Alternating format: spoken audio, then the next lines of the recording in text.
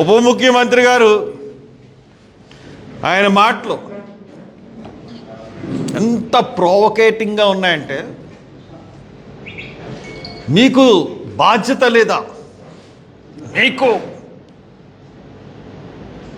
ధర్మం తెలీదా, ఇటువంటి సంఘటన జరిగినప్పుడు మీరందరూ రోడ్ల మీదకి రావాలి కదా, అదే ముస్లింల సోదరులు జరిగితే వాళ్ళు ఊరుకుంటారా, రోడ్ల మీదకి రారా, మీరెందుకు రోడ్ల మీదకి రావట్లేదు, ఎందుకు ప్రశ్నించట్లేరు? ఎవరండి ఈ అమ్మ? ఇది ఎక్కడ గొడవ అండి? ఒక ముఖ్యమంత్రి ఉప ముఖ్యమంత్రి అయ్యుండి ఇటువంటి ప్రొవొకేటింగ్లు మాట్లాడితే వెంటనే అతన్ని డిస్మిస్ చేయాలి ఉప ముఖ్యమంత్రి నుంచి. ఇంకా తర్వాత పెద్ద భజనదారుడు అయిపోయాడు పవన్ కళ్యాణ్. ఎంత భజనదారుడు అయిపోయాడంటే,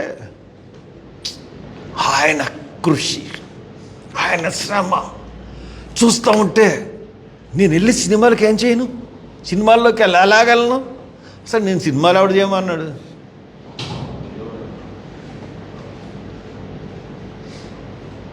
అందుకనే నేను సినిమాలని పోస్ట్పోన్ చేశాను ఈ వరదల గురించి. ఆయన నీటిలో దిగి నడిచి, నీటిలో ఆయన ఎవరు దిగమన్నాడు? చేయాల్సిన వాళ్ళు అధికారులు వాళ్ళ పనులు చేస్తారు. ఇప్పుడు చూడండి, మన గోదావరి నదిలో పుష్కరాలు వస్తున్నప్పుడు షూటౌట్ తీశారు. ఆ షూటౌట్, ఈ ఫోటో పిచ్చుల వల్ల ఆ గోదావరి నదిలో 30 మంది చచ్చిపోయారు. ఈ చంద్రబాబు నాయుడు ఈ ఫోటో పిచ్చి వల్ల. ఇప్పుడు బోట్లో ప్రయాణం చేసి అక్కడికి వెళ్ళి మొత్తం ప్రపంచం అంతా వరదలు వస్తున్నాయి.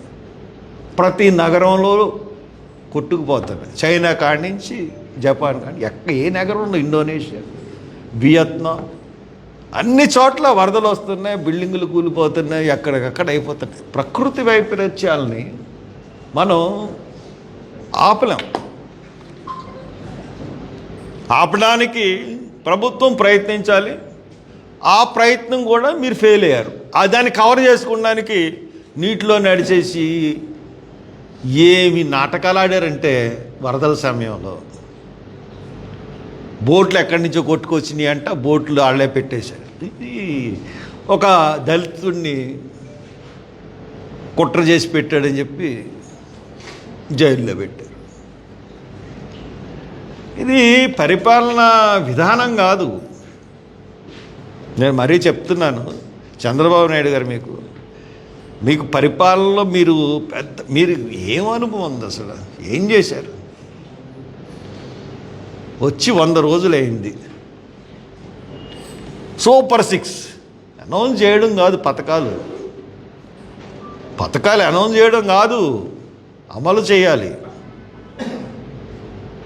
100 రోజుల్లో రేవంత్ రెడ్డి సీఎం ఆఫ్ ఆంధ్ర తెలంగాణ ఏం చేశాడు? 1 రోజుల్లోనే ఫ్రీ బస్సు ఆడాళ్ళకి చేయగలిగాడు. మీరు ఎందుకు చేయలేకపోతున్నారు? చేయలేనప్పుడు ప్రామిస్ చేసి దొంగ ప్రామిసులతో అధికారంలోకి ఎందుకు వచ్చారు? దళితుల పథకాలన్నీ పునరుద్ధరిస్తా అన్నారు. దళితులందరినీ మోసం చేసి ఓట్లు వేయించుకుని అధికారంలోకి వచ్చారు. మీరు చెయ్యని అన్నది ఏమన్నా ఉందా? అన్ని ప్రామిసులు చేశారు. ఒక్క ప్రామిస్ కూడా. నిరుద్యోగ భృతి ఎగది. నిన్న ఒక హాస్టల్కి వెళ్ళాను, పాలకొల్లు దగ్గర, అంబేద్కర్ పూలే రెసిడెన్షియల్ స్కూల్ హాస్టల్. 300 మంది విద్యార్థులు ఉంటారు. అక్కడ ఎమ్మెల్యే రామానాయుడు గారు ఎమ్మెల్యే. ఆయనకు మంచి పేరు ఉంది. కానీ ఆయనకి తెలిసే విషయం, పిల్లలు చాలా కాలం నుంచి సఫర్ అవుతున్నారు అని చెప్పి విషయం తెలుసు. ఇప్పుడు దాకా బాగు చేయించలేకపోయాడు. వాటర్ బాగు చేయించలేకపోతే పిల్లలకి దురదలు వచ్చేసి వాళ్ళు ఎన్ని బాధలు అనుభవిస్తున్నారంటే, తిండి సరిగ్గా ఉండట్లేదు. బాబు, లోకేష్ బాబు, విజన్ ఇదే కదా, చూడు ఒకసారి, నేను వీడియో పెట్టాను. ఏదో చేసేస్తే అసలు మీరు ఏం మార్చగలుగుతున్నారు? చిన్న చిన్న సమస్యలను కూడా ఈ 100 రోజుల్లో ఒక రోడ్డు వేయగలిగారా మీరు? ఒక్క రోడ్డు ప్రశ్నిస్తాను, రోడ్లు వేసేస్తాను అని చెప్పిన ఉప ముఖ్యమంత్రి ఏయి సార్ రోడ్లు? పవన్ కళ్యాణ్ గారు అలాగే ఉన్నాయి రోడ్లు. ఈ అన్నిటినీ దృష్టి మరల్చడానికి, పైగా విశాఖపట్నంలో డ్రగ్స్ దొరికితే జగన్మోహన్ రెడ్డి ఈ డ్రగ్స్, అందుకనే పోలీసులను పంపించాడు. పోలీసులు పంపించి ఇన్వెస్టిగేషన్ ఆలస్యం చేయించాడు అని వీళ్ళు. లేదు పురంధేశ్వరిదే ఆ కంపెనీ, పురంధేశ్వరి కొడుకు ఆ కంపెనీలో భాగస్తుడు అని చెప్పి వైసీపీ వాళ్ళు. లేదు చంద్రబాబు నాయుడుకి కూడా దీంట్లో వాటా ఉంది.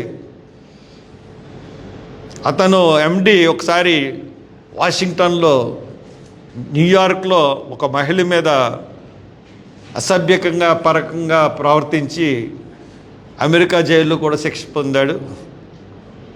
వాడికి చంద్రబాబు నాయుడికి సంబంధాలు ఉన్నాయని చెప్పి కొంతమంది, ఇంతమంది ఇన్ని ఆరోపణలు చేశారు. పోనీ దానికి 1 కేజీయా 2 కేజీలా 3 కేజీలా కొకైన్ అంటే 25,000 కేజీలు. అది నేను చెప్పింది, మీరు చెప్పింది కాదు, సిబిఐ ప్రెస్ మీట్ పెట్టి చెప్పింది. దాని ఖరీదు 50,000 కోట్ల రూపాయల వరకు ఉంటుందన్నారు. ఏమైంది? దీని మీద ఎందుకు మాట్లాడవు చంద్రబాబు? 50,000 కోట్లు డ్రగ్స్ భారతదేశంలోకి వచ్చినంటే భారతదేశం నిర్వీర్యమైపోయే పరిస్థితి. మోడీయే కదా డ్రగ్స్. మీరు ఎవరో ముగ్గురు మాట్లాడకపోతే ఈ డ్రగ్స్ మోడీయే అయి ఉండాలి. అందుకనే సిబిఐ దర్యాప్తు ఏం కనబట్లే.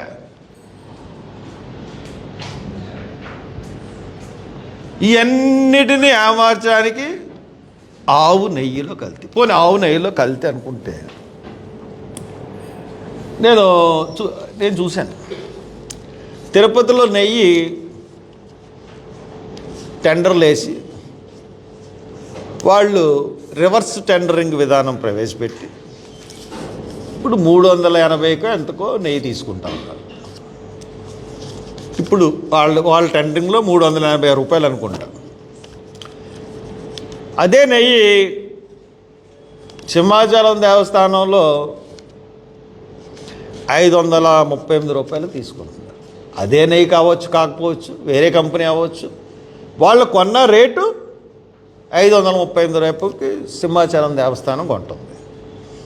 సింహాచలం దేవస్థానం 393 రూపాయలు కొంటాం. సారీ, సింహాచలం దేవస్థానం 393 రూపాయలకి నెయ్యి కొంటుంది. 380కి ఏకంగా 1,50,000 కేజీలు నెయ్యి కావాలట అన్నవరం దేవస్థానానికి. అన్నవరం దేవస్థానం ఎంత కొంటుంది? 538 రూపాయలకి. ఈ 538 రూపాయల నెయ్యి, 393 రూపాయల నెయ్యి సప్లైర్ ఒకటే. కానీ ఈ దేవస్థానానికి ఒక రేటు, ఇంకో దేవస్థానానికి ఒక రేటు. దాని మీద మాట్లాడండి. ఈ 383 రూపాయలకి ఎలా కెడుతుంది? దాంట్లో కలిసిందా లేదా? టెస్టులు చేశారా? మరి 380 రూపాయలకి తిరుపతి దేవస్థానం కడుతుంది, టెస్టులు చేశారు. అసలు ఆ కంపెనీని బ్యాన్ చేయాలి. ఆ కంపెనీ మీద మీరు తీసుకున్న చర్యలు ఏంటి? మీకు వాళ్ళు కల్తీ జరుగుతున్నారు అన్నది తెలిసింది. వాళ్ళు ఎప్పుడు నుంచి చేస్తున్నారా అన్నది యూ డోంట్ హ్యావ్ ప్రూఫ్స్.